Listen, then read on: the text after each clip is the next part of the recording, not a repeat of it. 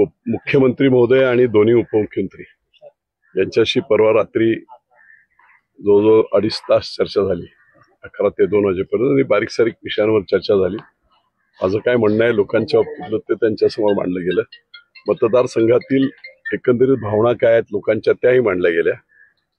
परंतु जसं हे लोकांमधून तो निर्णय मी घेतला होता तसंच आता उद्या 11 वाजता पुरंदरेश्वर या सासवड येथील निवासस्थानी संपूर्ण बारामती लोकसभा मतदारसंघातील कार्यकर्ते, प्रमुख कार्यकर्ते यांची बैठक 11 ते साधारणतः 1 वाजेपर्यंत 1-1.5 तास चालेल. सगळ्यांचं म्हणणं ऐकून घेतलं जाईल.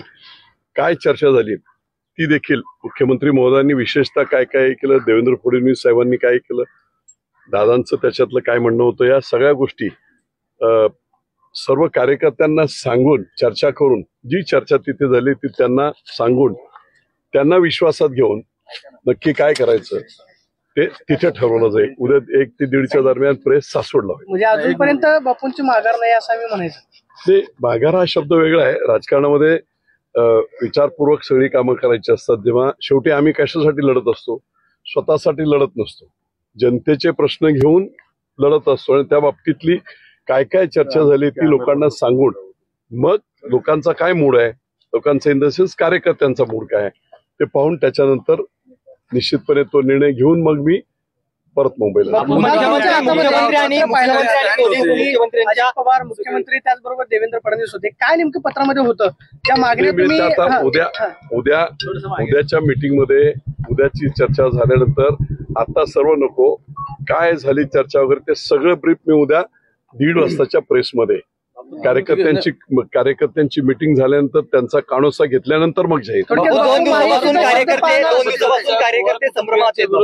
तुमचा जो स्टँड होता तो सेम राहील की नाही राहील हा महत्वाचा मुद्दा आहे.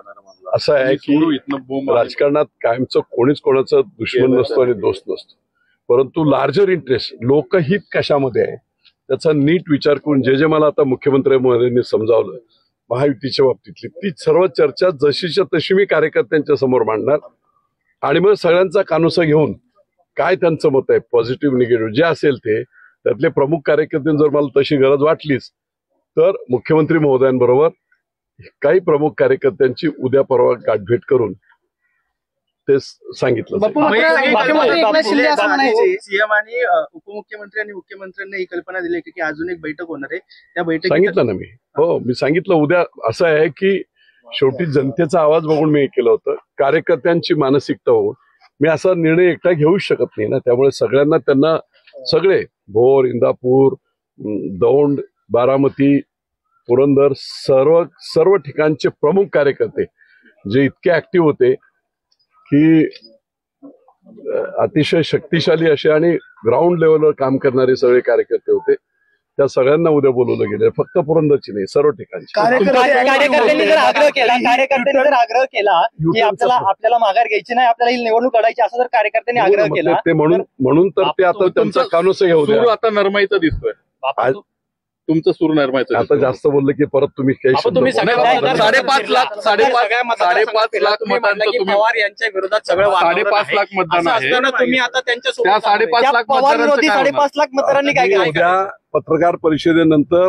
त्याबद्दलची काय भूमिका आहे हे जे मला सगळे दोन्ही उपमुख्यमंत्री आणि मुख्यमंत्र्यांनी विशेषतः जे सांगितलंय ते सर्व लोकांना तिथेही सांगणार आहे. नंतर आपल्याला अजितदादांनी काय सांगितलं तुम्हाला, काय चर्चा झाली? अजितदादांसोबत बोलणं झालं तुमचं? फोटो व्हायरल होते.